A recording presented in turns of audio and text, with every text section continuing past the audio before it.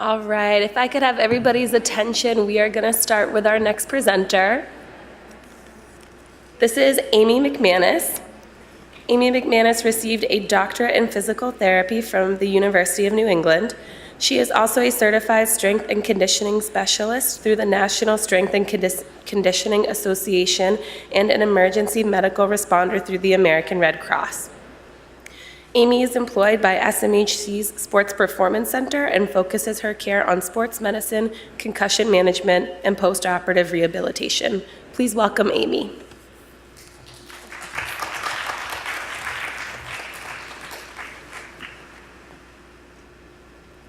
Okay. I think we're all set. Can you hear me? All right. Get organized here.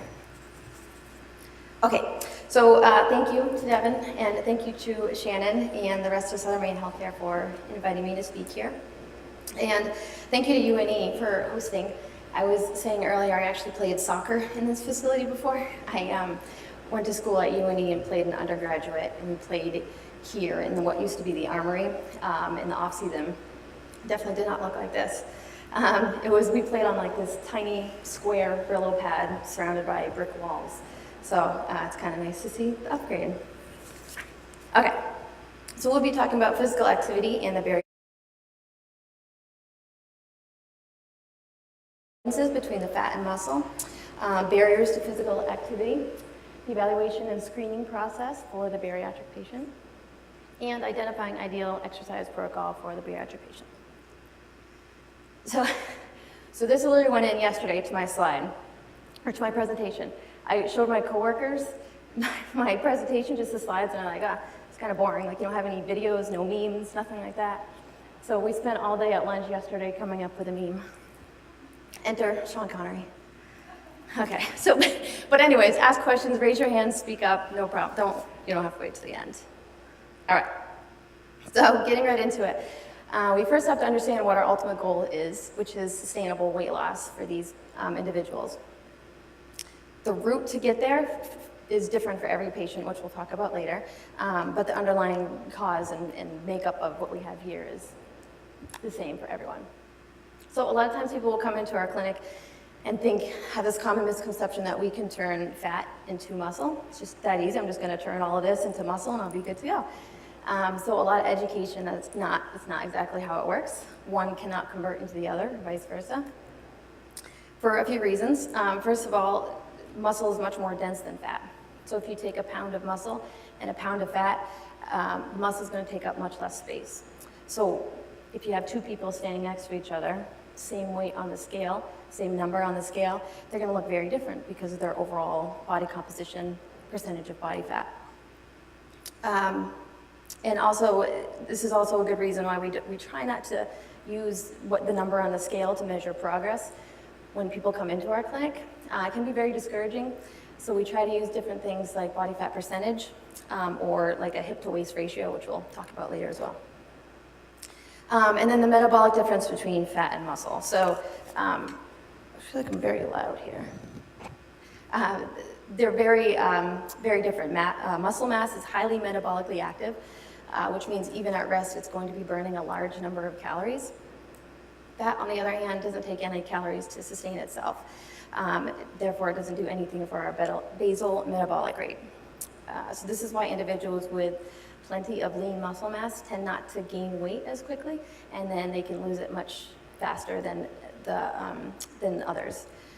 Their bodies are always working, burning calories, even while they're sleeping. So here is a short list. I'm sure there's plenty of others that I'm missing here, of some benefits of exercise. Sure, it's very no surprise to anyone in this room that there's obvious benefits to exercise. And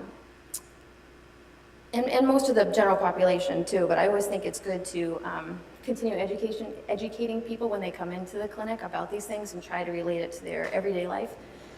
So we can improve fat oxidation, obviously control some weight, reduce the risk of heart disease and diabetes, better management of blood sugar and insulin levels, improve mental health, muscle and bone strength, reducing the risk of cancer, improve sleep, and prolong life, to name just a few. So when people come in and we're talking about their history, their goals, what they do everyday life, I try to just pick a couple of these and try to relate it to issues that they're dealing with or their ultimate goals. For example, if we can improve muscle and bone strength, this might then lead to decreased knee pain or low back pain and allow these patients to pick up their grandchildren, for example, without pain, or go on those walks that we want them to do without any pain. Similarly, if we're looking at like decreasing the risk of heart disease or diabetes, if we can address some of this with some exercise, they might be able to lower their doses of medication, maybe reducing some side effects, and then ultimately have more energy to do what they enjoy doing. All right, so on the flip side, some barriers to physical activity. Again, short list. It's going to be different for everyone, and I'm sure there's many other things that are not included in this list. So overall health, looking at this general population, it's obviously has some room for improvement here, or else they wouldn't be in this situation. So this would be looking at like comorbidities, hypertension, anything else that they're dealing with that might be limiting them. Any orthopedic issues, so like I was mentioning before, knee pain, low back pain, 90% of the time we're looking at an orthopedic issue as well, kind of evaluating and treating that within our program. Any previous history of surgery or any restrictions that they might have associated with any of that, all things that need to be considered. Functional limitations, it's kind of like a subcategory of overall health, but taking a look at those comorbidities and maybe seeing what it's functionally limiting them to do, whether that's because of their overall size and weight distribution, like they just physically can't get into a certain position to do something. Again, pain, endurance, injury, any of that stuff. Whoops. Support system. So with any situation, you're going to need a good support system from your family, from your friends, from other medical professionals, different resources to reach out to. If you don't have that encouragement and motivation from them, it's difficult to push through. Resources. So hopefully as a part of your bariatric program you have the necessary resources for your patients, but no, it's not always possible. So this could be just a relationship with a physical therapy clinic that you trust and can develop one of these programs. Maybe even a strength and conditioning specialist that you guys are familiar with to kind of start that program. It could just be like gyms, local gyms, and something available for people to get active and start working out. Classes, yoga, Pilates, anything. It doesn't have to be working out in a gym like these pictures show. It can be anything to get them moving. Financials. So with any situation, any patient populations, financials play a role. So it could be high deductibles, it could be large co-payments. Sometimes I see people with like $50, $80 co-payments, and that's every time they come to PT, they have to pay that. It might be no insurance at all. Again, looking at gym memberships, those can get pricey. It can be one of the reasons why people can easily make an excuse for something. And fear. Fear is a big one for the patient population that really has never been active or worked out or stepped foot in a gym. Like, that's intimidating. Change is difficult. So, and accountability. This is kind of an obvious one. So checking in with someone, having an appointment, structured, supervised and unsupervised home-based programs can increase the exercise behavior and adherence to exercise. So just having someone that you can rely on, whether it's an appointment or we've started like even emailing and checking back in with patients via email. Just like, hey, I'm doing this week, it's going great, whatever it might be. All right, so in terms of what we do at our clinic for the physical therapy evaluation, when we bring a patient back, we go into a private room, I let them know that we've reviewed their case and their chart and I'm familiar with what's going on, but I let them take the lead. It's kind of say, all right, so what brought you in here today? And just kind of let them run through their history and what they might be dealing with and what they want to focus on. Obviously, kind of leading with some questions too, like what is their occupation? Are they sitting at a desk all day, or are they on their feet waitressing or stay-at-home mom, anything like that? Any hobbies, stuff that they might already be doing for physical activity. Maybe they want to get back to doing something. I hear that a lot, like, when I was younger, I was able to do this, go for a hike, and want to get back to doing that. Any injuries, pains, like I was saying, like that's a big part of the evaluation, like makes up a big portion. I'm just evaluating a knee joint or something like that and make sure that they'll be able to participate in the program. The examination process. So this is where we're looking at more of the objective data. So height, weight, BMI, we do that. I try not to focus too much on that. Again, going back to the whole body fat percentage thing. So we do check body fat percentage. You can use skin calipers or like a bioelectrical impedance machine, kind of one of those ones you hold on to. And then measuring hip to waist ratio is a good one where you can see good progress with that with the inches instead of just the number on the scale. Again, musculoskeletal, reviewing those, any orthopedic issues. Functional movement, so literally just watching how they move. I'll watch how they walk. Do they have a limp?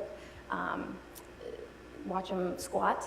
Can they physically squat? A lot of people just with body weight distribution have a very difficult time squatting, maybe because of pain. Just simple overhead reach. Can they get their arms up overhead? System screen, head to toe, just looking at everything, checking blood pressure if that's an issue, anything like that. And then an important one is measurable testing. So something, again, objective that we can take day one.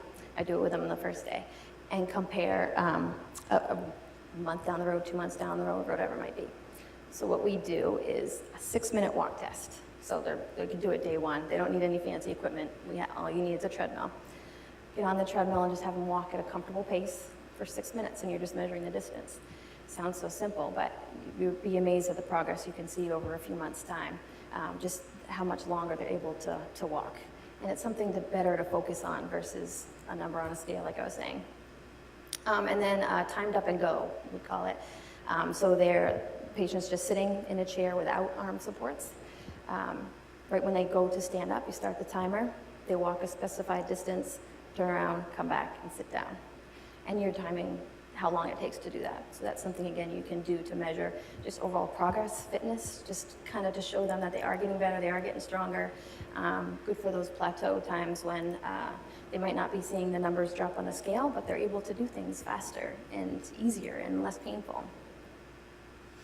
And then everything kind of on the right side here can kind of be lumped together. Like a big portion of the evaluation is talking, just a discussion.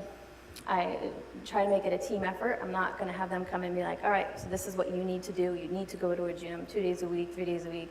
You need to do this. I try to set goals together, work together. What do they want to focus on? There's many different ways to go about increasing physical activity. It doesn't have to be in a gym. So then kind of setting goals for PT and the overall lifestyle change kind of goes with that as well. We can look at our measurable testing and try to set goals for that. It could be pain goals. I want to walk up a flight of stairs without hip pain. It could be strength goals. We do some, it's objective but subjective because I'm testing their strength. So just measuring their strength, something as easy as that, or functional. I could try to also include some functional goals. I want to run a 5K, or that before I want to, whatever it might be, hang out with my grandkids for a full day and not have to take rest breaks or have pain. Laying out the options. So specifically at our clinic, we've got physical therapy, which is all insurance-based, and then we have what we call performance training, which is all cash-based. Got 3 physical therapists and 3 strength coaches. So our strength coaches have a medical background, and sometimes it's cheaper to see them than going through the patient's insurance, whether it be, like I was saying, high co-payments. So we'll kind of get a little bit more into that later, but so that's an option. What does a patient want to come twice a week? Do they want to come once a week, once a month? Sometimes people just prefer to come in, learn a program, and take it with them to the gym. I try as best I can to encourage coming more frequently in the beginning for a few reasons, like learning the program. People who've never worked out before, you can imagine how atrocious some of the exercises look like, so going over those, making sure they look like they're supposed to and feel like they're supposed to. No pain, and then frequent check-ins, whatever that might be, whatever they ultimately decide, once a month, once every 6 weeks, so we can see that progress. And then patient education, kind of right along with everything we were talking about, just kind of going over the whole process and trying to ease their nerves as best as possible, laying out realistic goals and a realistic timeline as to when this is going to happen.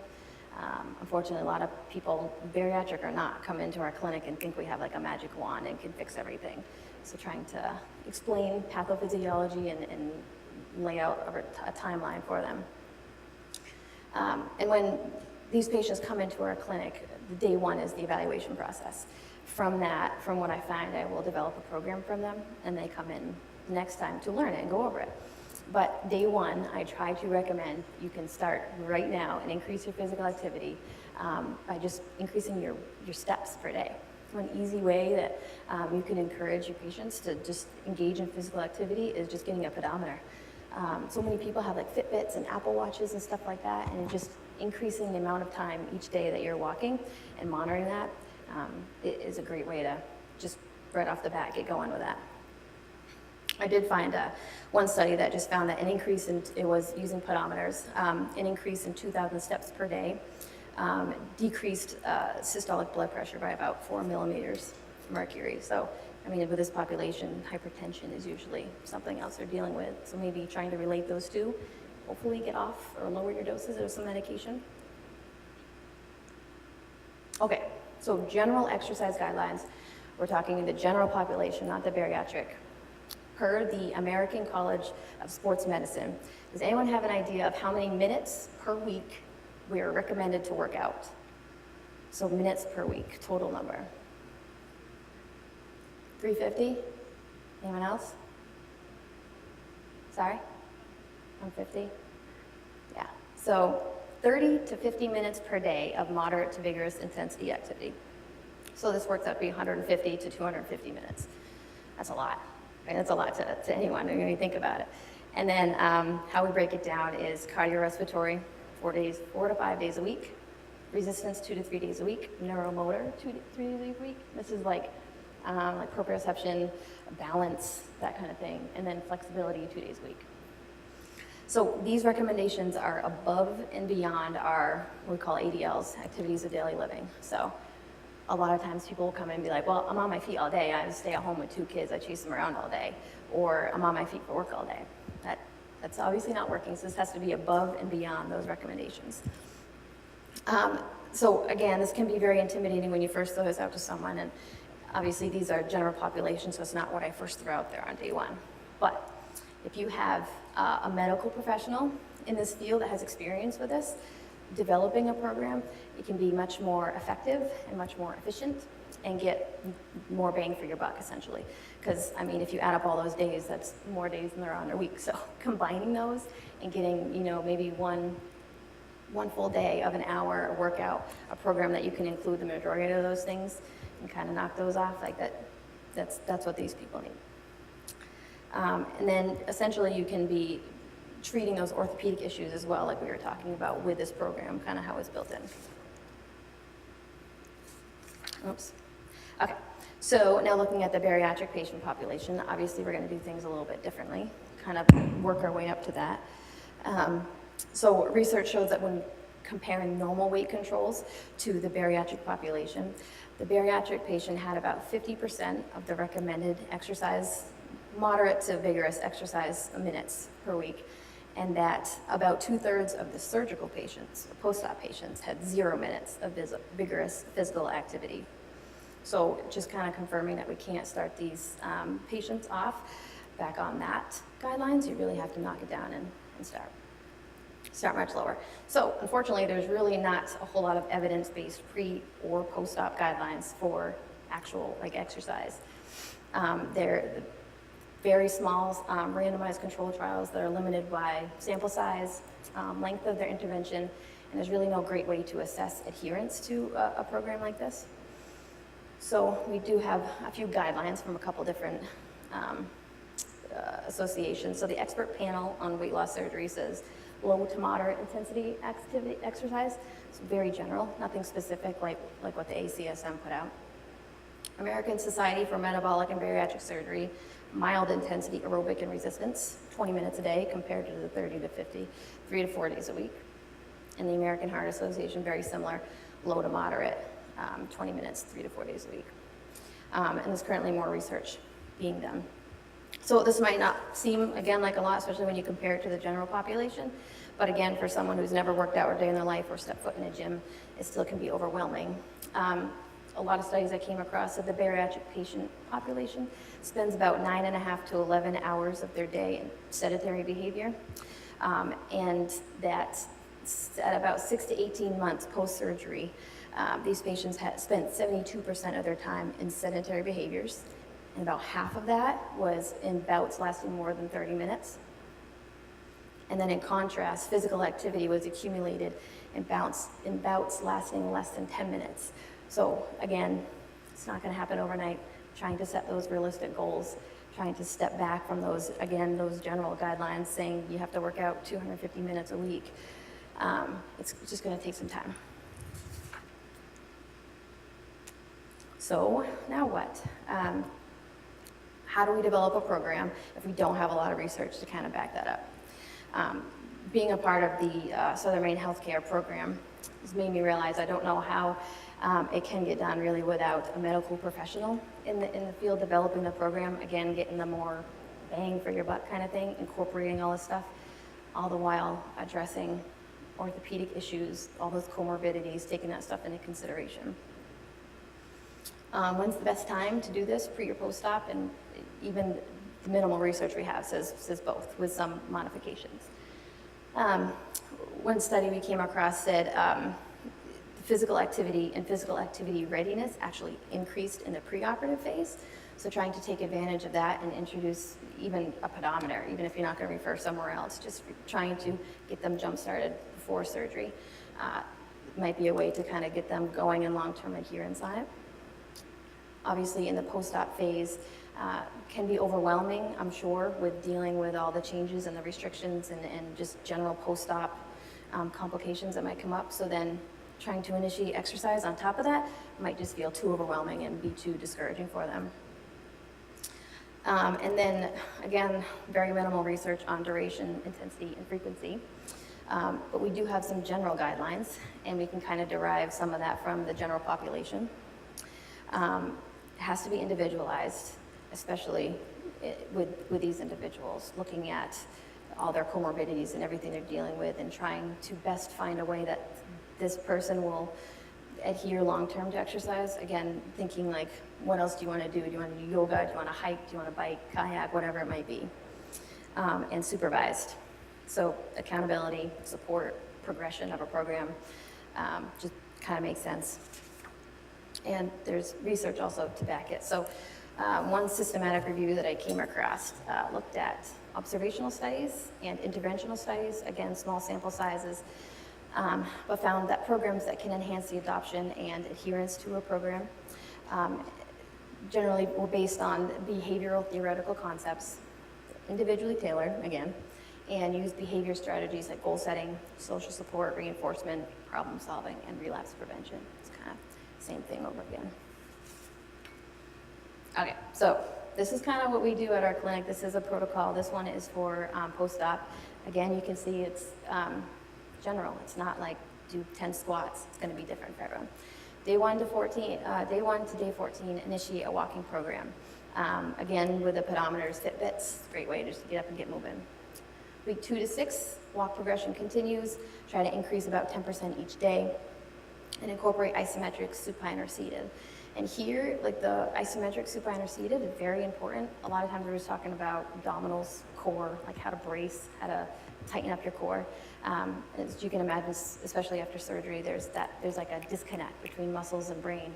So either trying to get people in early at that 2 to 6 week mark, or even preoperatively, so that we can educate people. Like at week 2, you can start doing these exercises, just something to kind of get them going. Week 6 to 12, that's when we can start strength training, endurance, flexibility, and we utilize supersets, meaning we have 2 different exercises, and you'll do a set of one and then go back to a set of the other, and a set of one and a set of the other. So it minimizes rest breaks, increases our heart rate, increases blood flow, cardiovascular approach, and gets it done faster. It's kind of how I kind of sell it. It's like you get it done faster, you can get in and get out. And then at 12 weeks, you can start incorporating interval training and progressive strength training. So this is kind of how it's formatted. When the person comes in, we're going to do 10 to 15 minutes of cardio, recommended a recumbent bike. They got the trunk support initially, and low impact. We also have upright bike, treadmill, and elliptical, so I kind of let them pick their poison, I say. We start them off obviously slow, and then work their way up for resistance, tempo, just interval training. Next, based on your evaluation that you did day one, you're going to know whether they need some mobility work, like if they can't reach their arms up overhead, which a lot of people surprisingly can't, might need to work on mobility for your upper thoracic or your shoulders. Postural exercises, again, core, shoulder stability, whatever it might be, again, specific to that patient. And then we kind of get into those supersets. Multi-joint exercises, so again, you're not just sitting at a gym on a machine, just doing a chest press. When in our day do we ever just sit there and do that? So I kind of try to compare it to that. You don't want to jump from machine to machine at a gym. So multi-joint exercises, more bang for your buck, going to be quicker, going to be more effective. So all the way down to E1, E2, getting in some isotonic exercises. Generally this lasts about, everyone's different again, an hour to an hour and 15, depending on how slow or how quickly they work, how many water breaks they need. Okay, so then just kind of taking a quick peek at kind of our facilities. So we have 2 offices, one in Saco and one in Stamford. Pretty unique setting. We've got, like I was saying, physical therapists. We also have strength and conditioning coaches, and we also offer athletic training services. Our strength and conditioning coaches, though, that's the kind of unique part, is got 3 of them. Out of 2 of them, 2 of them are athletic trainers and also have their master's degree, and then one of them has her master's in strength and conditioning, and I believe her bachelor's is in medical biology. So they all have that medical background, and they can kind of understand, and we obviously work with them as well, understand the biomechanics, pathophysiology, all that fun stuff, so we can make programs without injuring them further or essentially treating other issues with our programs. So we see all patient populations, young kids, all the way up to Medicare. Mostly sports medicine, weekend warriors, a lot of post-op stuff. And then we also offer a life change class, which would be great for this population. So they meet twice a week. It's like a 6 to 8 week program. And so you got that same group of people meeting twice a week, and there's your accountability. Like, oh, Susie wasn't here today, and we should give her a call. Where is she? Is, something going on, anything we can help her with. So I just took a quick, couple quick photos of our facility because just wanted to kind of show how, I don't know, intimidating or scary it can be for someone who's never worked out before. It's great for us. We've got great equipment like squat racks, Olympic bars, kettlebells, medicine balls, heavy dumbbells. Our dumbbells go up to 100 pounds. I don't go anywhere near them, but you'd be amazed how easily some of the guys in there pick them up. The open turf area. So it doesn't have to be this. It doesn't have to be, people don't have to come in, and I try to stress that. But day one, walking in, it can be pretty intimidating to hear the clanking and loud noise of all the weights being thrown around. So, references, and of course, the obligatory kid photo. Working out. They don't have any mobility issues, that's for sure. Does anyone have any questions?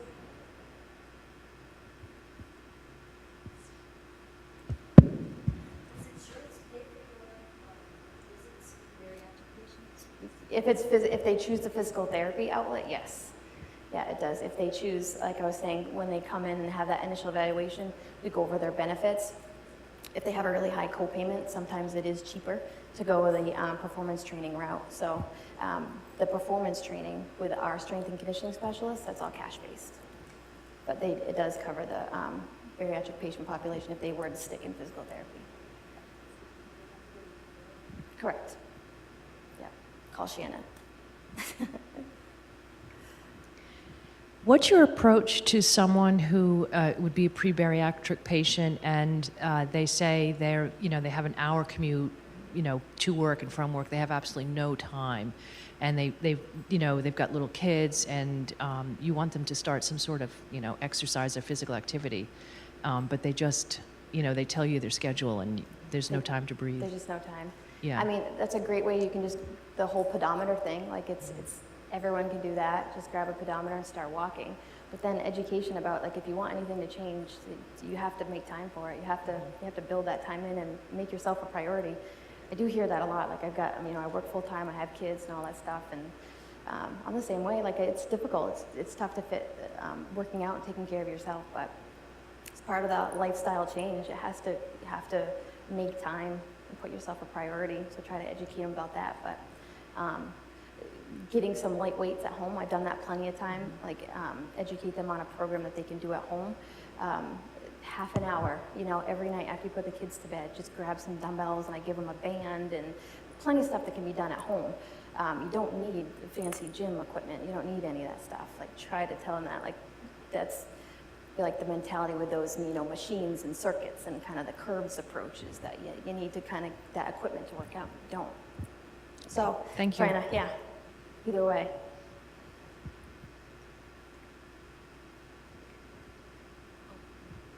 What about patients that have like neuropathy or issues where they say, my back hurts if I'm walking, or my knees hurt, or like I have all this pain going on? What would you say to them? Yeah, and so and that's what I mean by with this program. I really think it's important to have a medical professional kind of guidance. It's not, absolutely no offense to personal trainers, and they are great, but to understand that part of it is important. So essentially, there's been multiple times I've seen patients that are like that. We do a lot of table work. So cardio first, low impact if we can, riding a bike, and then we'll be on the table doing basic core stabilization, like very basic stuff just to like wake muscles up, and then seated stuff, and then some very basic like ankle cuff weight exercises, and then move into more of those multi-joint exercises. So yeah, it's kind of like I'm treating them like they're a PT patient, coming in for an injury first. It's very basic, but it's something. It's something. And then slowly progress and work our way up to those multi-joint exercises. But again, all very individualized. Done like a lot of balance training for like people with neuropathy, just trying to gain that proprioception and where they are. Like that could be a part of your, the cardio and the mobility postural exercises, just kind of working in some balance. Done that quite a few times. It can look very, very basic, day one, month one, whatever it might be.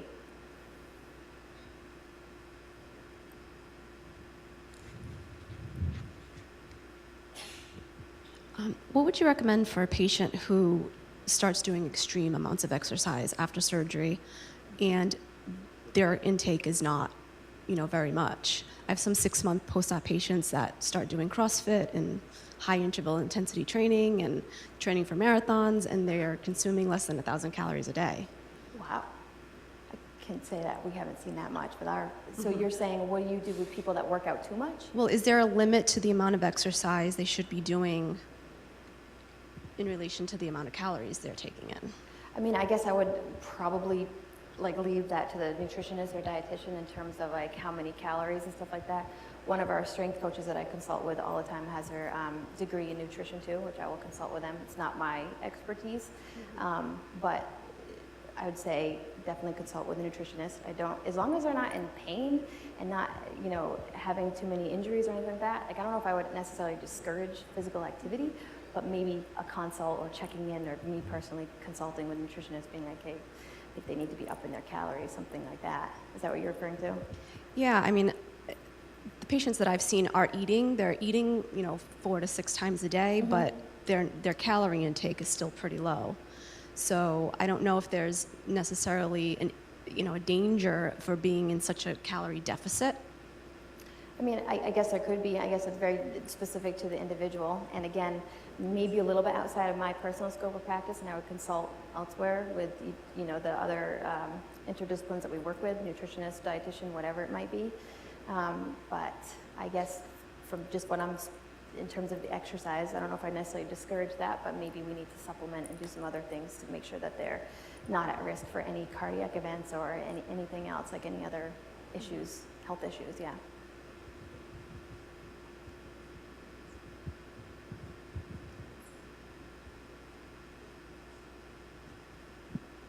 Good, thank you.